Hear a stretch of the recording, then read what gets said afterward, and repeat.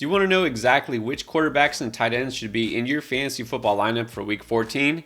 Well, we're about to tell you. Welcome back, Endgame community. I'm Pierre. He's Chris. We're here to break down every matchup for Week 14 and talk about the quarterbacks and tight ends that should be in or out of your lineup. The final week for buys, but there are 6 teams that will be resting. That would be the Bears, the Packers, the Saints, the Colts, the Falcons, and the Commanders. We're going to go game by game talking about the players that you should be starting. But first, there's a couple of players at each position you don't have to worry about. These are the no doubt must starts. Josh Allen, Pat Mahomes, Jalen Hurts, Joe Burrow at tight end, Travis Kelce, Mark Andrews, TJ Hawkinson. All right, Chris, let's start with the Raiders at the Rams. Can't wait to get your take on the new quarterback for the LA team. But first, let's start with the Raiders, the road team. You got Derek Carr. How do you feel about him? Okay. I mean, the Rams, obviously, not the same team we're used to, not the same defense, but still, not a smash matchup. But he's got Devontae Adams. I don't really want to be starting Derek Carr in a 1 QB league this week, but I think in a 2 QB Superflex league, he's fine. I mean, like on the one hand, that Rams defense kind of showed up and they were, they fought, they were tough for a half. And then you look, by the time the game was over, Geno Smith went off and had huge numbers. I don't feel as good about Derek Carr. He's always just kind of right there in that bubble. Like, you don't love to start him in a single quarterback league, but he's startable. He's more of a high-end QB too, so he's just kind of there. And then at tight end, look, Foster Moreau keeps doing some things. Where do you put him against this Rams defense? Yeah, not the best matchup for him this week, but he is involved, and you can't say that about a lot of tight ends these days. So not a guy you have to start, but if you need a streaming option, he's streamable. I mean, he's kind of the Derek Carr of tight ends, isn't he? He's kind of fringe starter, streamable, but not someone you go crazy about. In this matchup, I think he's okay. I prefer him more as a, desperation flex or streamer if I need him. And then, who's going to be quarterback for the Rams? You had Bryce Perkins, then you had John Wolford, and now may I reintroduce you to Baker Mayfield. Do you think Mayfield plays right away in this game? And if so, do you actually start him even in a Superflex league? I mean, I could definitely see him playing, but I'm not starting them in any format. No chance, no way, not starting Baker Mayfield. All right. You know what? I'm going to say that this doesn't really change my opinion of the Rams offense. And in fact, it might make it a little worse. Look, no to Baker Mayfield, no to John Wolford, no to Bryce Perkins, no and no. And you know what? I think we have to say no even to Tyler Higbee. Yeah, no to Tyler Higbee. All right, Jets will take on the Bills. We're going to have another game of Mike White. Look, the players love him. The fans seem to love him. But do you love him in fantasy this week? Again, I mean, not the worst option, but not a guy I really want to be starting in a 1 QB league. On the road in Buffalo, not a great spot. But in a 2 QB Superflex league, he's startable. Yeah, I mean, the thing is, obviously the matchup's not great. I could see him, kind of like last week against a good team, putting up yardage just because they'll have to pass the ball a lot. But I also could see him throwing multiple interceptions like last week. I wish there was a little bit more touchdown upside here. I think Mike White, again, would be best left for Superflex leagues. And then Tyler Conklin didn't really do anything against his former team. Does he do anything against Buffalo? Maybe not. That's kind of what you get with Conklin. I don't want to bank on it. I'm sitting him. Yeah, I think even this week, again, even with all those teams on bye, I think there are better options to stream, so I'm kind of out on Conklin. And then in Buffalo, Dawson Knox is still there. He's always an option. Does the matchup against the Jets inspire you? No, I don't think anything can inspire me to start Dawson Knox. I am sitting him. Yeah, I mean, people thought he might take a step forward. He's taken a step back this year. Not sure why. Maybe different philosophy with the offensive coordinator. But, yeah, I don't think he's startable. All right, we got the battle for Ohio, and that would be Cleveland taking on Cincinnati. in Cincinnati. Deshaun Watson, does he get better in his second start? I mean, let's hope so, because he was terrible in his first start, but really don't want to be starting him. Even in a 2QB Superflex league, I don't want to start him if I don't have to. So I'm going to sit Deshaun Watson. I do think he will be a little bit better because obviously there were, besides all the rust he had to knock off, there were a lot of other things going on with the fact he was playing in Houston. But it's on the road against Cincinnati. It is not a good spot. This defense just made Patrick Mahomes look average. And not that they're a shutdown defense, but I'm pretty sure Deshaun Watson's not set for a big game. I mean, maybe in a deep Superflex league, because, I mean, how many quarterbacks are there available even in a 2-quarterback or Superflex league that you could even start? So I could roll him out in that instance, but that would be it. And then what about David Njoku? There is some confidence he will play this week. He's going to practice. So if he plays, do you put him in the lineup? I mean, I think you have to. Like, you got to feel better about him than a lot of the tight ends we're going to talk about. So I think if he plays, you play him. Again, because of the position he plays, I don't feel great about him or the Browns' offense this week, but I think just kind of by default, he enters the top 10 tight end conversation. He should have at least a floor, so I don't love him, but he is startable. All right, now Dak has been on fire. You know, he's a very solid start. Is he at this point a must start? Yeah, I mean, not like those other guys that we have at the beginning, but not a lot of quarterbacks I would have over him. If you have Dak, you're probably starting him. Yeah, and the only reason we don't have him higher as a guy you just don't question is they run the ball quite a bit. Their running backs are getting involved, especially, you know, as far as scoring touchdowns. It just kind of limits Dak's, you know, pure ceiling. But it's the Texans. There's really no reason that you should bench Dak unless you happen to have another third quarterback. And then Dalton Schultz, this would seem to be a smash spot, but are you worried that he just doesn't get enough targets? Yeah, we really haven't seen him get targeted the way we had hoped. You know, he did have that nice game on Thanksgiving, but he scored 2 touchdowns, didn't really have a lot of targets. So, but I think if you have Dalton Schultz, you just put him in your lineup and take whatever you get. Yeah, I mean, at this point, again, at the position, he is still one of the stronger options. He could be limited this week because they don't have to pass the ball a lot, or he could be really effective this week because it's the Texans. I think you roll with him, no questions asked. The Vikings will travel to Detroit this week. Kirk Cousins would seem to be in a great position for fantasy, although he didn't really go off the last time they played Detroit. Do you think this is any different? I do. I mean, he's looked better lately, and I know last week wasn't, but that was a tough matchup. But he's looked better. The offense, he seems to be understanding the offense better. I think he's much better this week than the last time they played. One of my favorite streaming options in 1QB leagues, start Kirk Cousins. Gonna agree with you. I mean, obviously playing Detroit, always a good thing. This could be a high-scoring game the way Detroit has been playing on offense on their side. I put him in the QB1 conversation, meaning probably going to be a top 12 guy. Could be a streaming option. I don't mind if you had like a guy like Tom Brady. I would play Cousins over him. And I would definitely play him over a guy like Tyler Huntley if you're looking for a Lamar replacement. So I do like Kirk Cousins this week quite a bit. Do you like Jared Goff about as much? I might like Jared Goff more, but again, another one of my favorite streaming options this week. Looked great last week. He's at home. Minnesota's not a good secondary at all. Like you said, I think it'll be a high-scoring game. To me, Jared Goff in a 1QB league, I'm starting him. Detroit, always much better at home. Again, this Vikings team is good, but their defense is not elite. Should be a shootout. I think that's what we're expecting. I like Goff, probably just a hair less than Cousins. But again, he's definitely in the streaming conversation in single quarterback leagues. All right, and the Eagles going to take on the Giants. Very important game in terms of playoff seeding. So you got Jalen Hurts, you're good. Dallas Goedert, not going to play yet, but hopefully ready next week. On the New York side, how do you feel about Daniel Jones? Against the Eagles? Not very good. I mean, you're going to need him to run for a bunch of yards and probably run in a touchdown or, hit on a lucky deep shot to Darius Slayton. I'm just not starting Daniel Jones this week.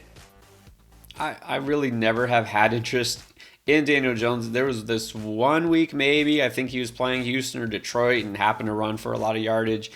But no, Daniel Jones never relevant in a 1 QB league and very risky even in a 2 quarterback league this week.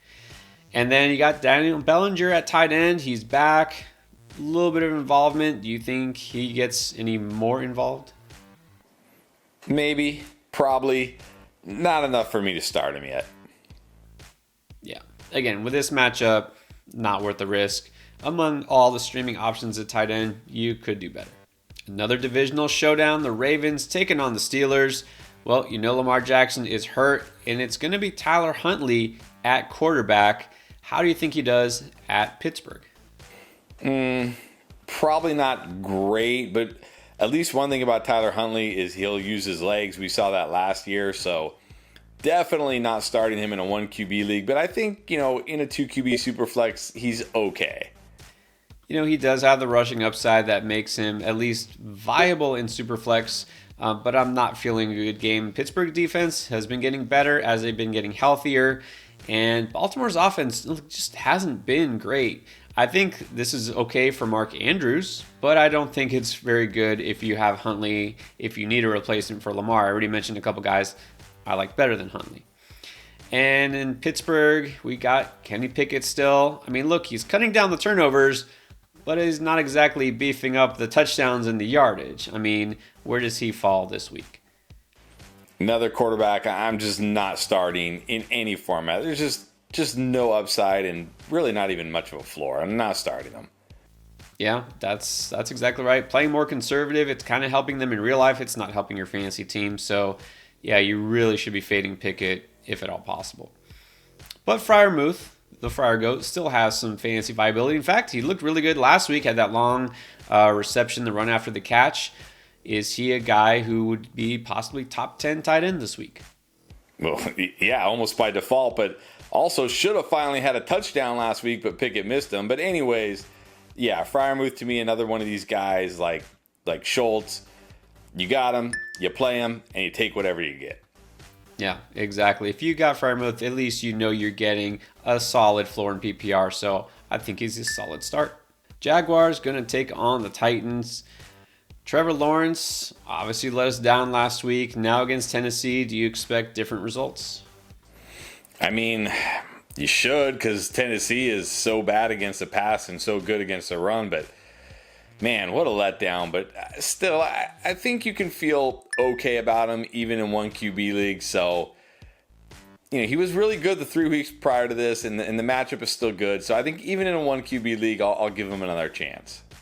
You know what? I think that's really the best way to describe Lawrence, especially in terms of fantasy production, is okay. Like once in a while, I'll put up some numbers, but I'm not feeling it this week. Look, Titans are at home, and they're going to be determined to bounce back from getting thrashed by Philly, and they kind of need to win to keep, in that playoff hunt. So I'm going to try to avoid Lawrence.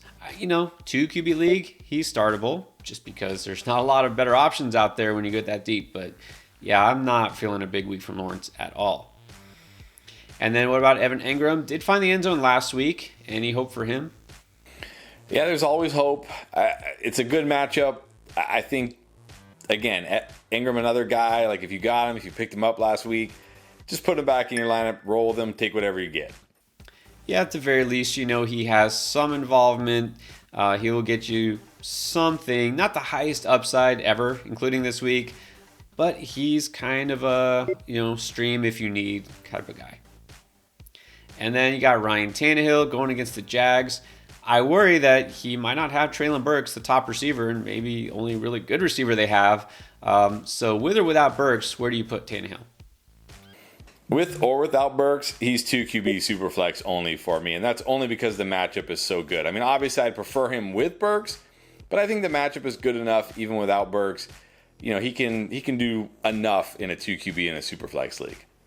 Yeah, I mean, has there been a time this season where he was ever a guy you'd say, yeah, I could start him over any player, any quarterback that was top 12, top 15? I mean, he's always superflex only. Even then, it's just to have some sort of a floor. Chiefs going to take on the Broncos. I mean, even though Pat Mahomes looked kind of mortal last week and going against Denver, you're still starting him, right? Russell Wilson, how do you feel? No, not starting Russell Wilson. No way. Yeah, I think we've already spent enough time talking about him. So let's go to Greg Dulcich. I do feel like he might be a little bit streamable this week because we did see last week with Cortland Sutton, playing less than half the game and Jerry Jeudy playing way less than half the game. He did a little something, but deep streaming option only. I mean, in a full PPR league, he could get just some points. He gets targeted. But I would rather go for a guy with some more tangible upside. Some guys we'll talk about in a minute. So I'll still pass on Greg Dulcich. Panthers at the Seahawks. It is officially, again, Sam Darnold's team. So Sam Darnold going into Seattle with the 12th man there. How does he fare coming off a bye? Probably not very good. No upside with Sam Darnold, really. Not starting him in any format. Yeah, I mean, if you force me to pick between a guy like Darnold and Pickett, I'd rather have Pickett. Even Deshaun Watson, who I don't love this week, I'd rather have Watson than Darnold. I mean, I don't know, how desperate would you have to be to go with Sam Darnold? I'm not going to do it. Now, Geno Smith, on the other hand, coming off a huge game, a nice comeback last week at home against the Panthers. How high are you on him? I mean, probably not as high as you, but I'm pretty high on him this week. I like Geno Smith. Even in a 1 QB league, I think you start Geno Smith. Yeah, I mean, he's always just kind of been there in that top 12 quarterback conversation. Rather have him than Brady. Rather have him than a lot of guys we already talked about. Maybe not Cousins or Goff, but Geno is always kind of startable. And then Noah Fant. What do you think about him? Caught a touchdown. Yeah, I'm not chasing that again.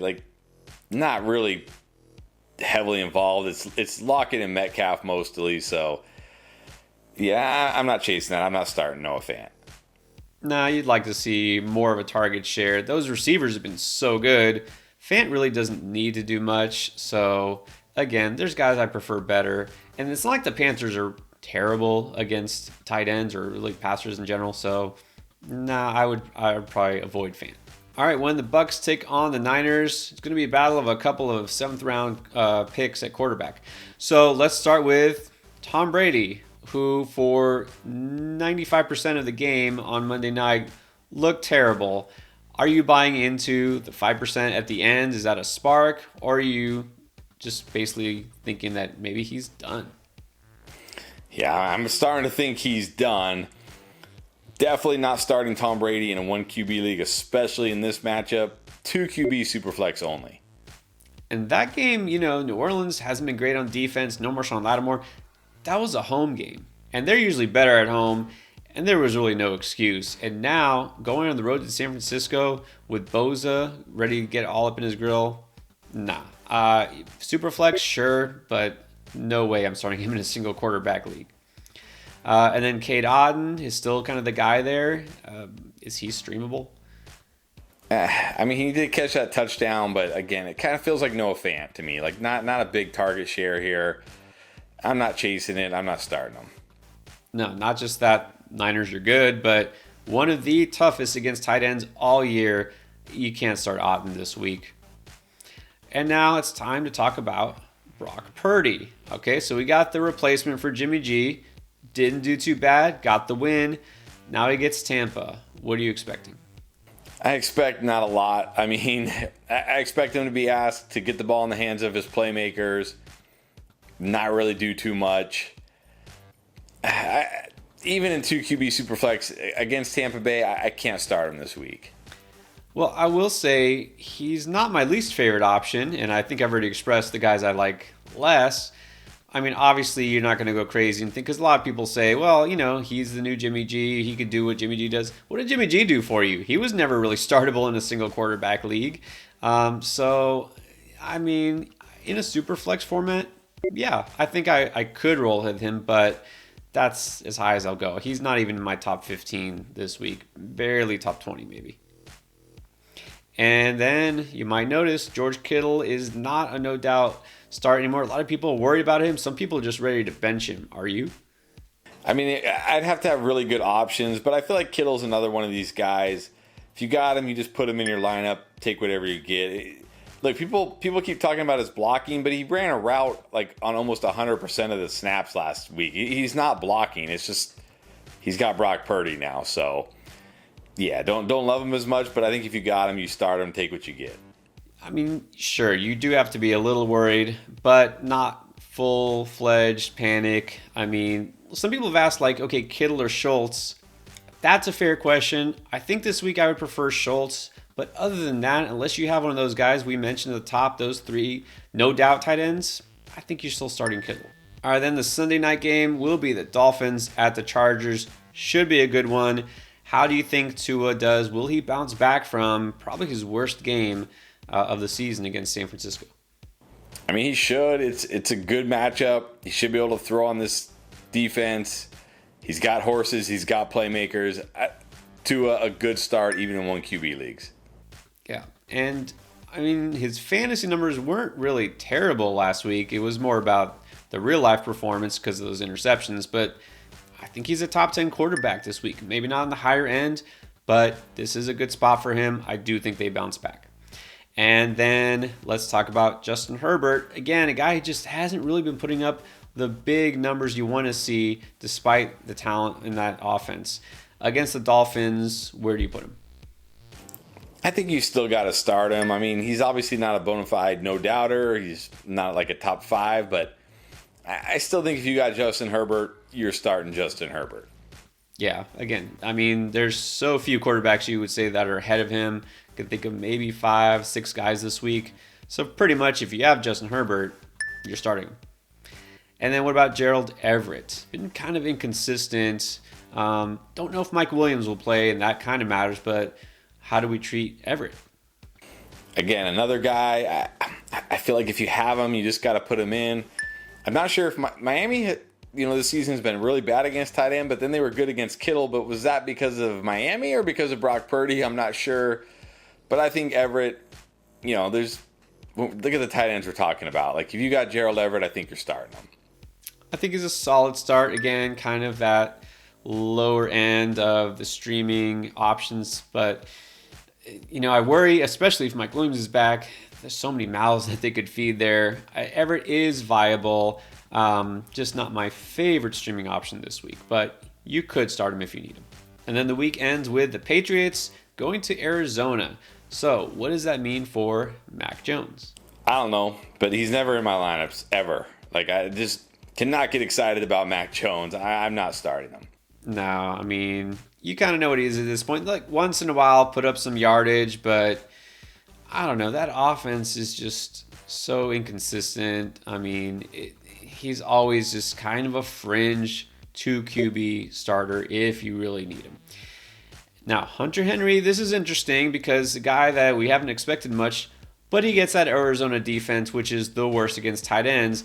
But would you go so far as to trust Henry in your lineup? I mean, well, it depends. Like, I'm not going to start him over those guys that we've talked about, like Freiermuth, Kittle, Schultz, etc. But if you're looking at some of these streaming options, why not just go with Hunter Henry? It's a great matchup. They're terrible against tight ends. We know he has touchdown upside. If I'm going to gamble on these guys, I might as well gamble on Hunter Henry. There you go. I'm going to agree. Looking against a guy like, let's say, Everett or, Noah Fant or Dulcich, even Evan Ingram. Give me Hunter Henry this week. Only this week, but I'll go Hunter Henry this week over those guys. And then Kyler Murray, maybe a tough spot against New England. Where do you put him? Is he still top 10? Yeah, top 10, top 12-ish. I think if you have Kyler Murray, you're starting him. We know what he can do with his legs. And look, the last 2 weeks, the New England pass defense has kind of gotten exposed by some good passing offenses. He's got Hopkins. Hollywood's healthy. I'm starting Kyler Murray. I'll never love Kyler Murray, but I can't ever completely fade him. So, again, if you drafted Kyler Murray as your quarterback, he's probably the best one you got. You can start Kyler Murray, and he should be fine. And Trey McBride is the tight end there. Do you think that the rookie does anything against the Patriots defense? I mean, probably will do something, but not enough for me to start him in fantasy. I'm sitting him. Yeah, agree. And this is going to be an easy pass for me. All right, now you know which quarterbacks and tight ends we want in or out of our lineups. What about running back and wide receiver? Of course, we've got you covered. Check out our playlist here for everything you need to know to win in Week 14.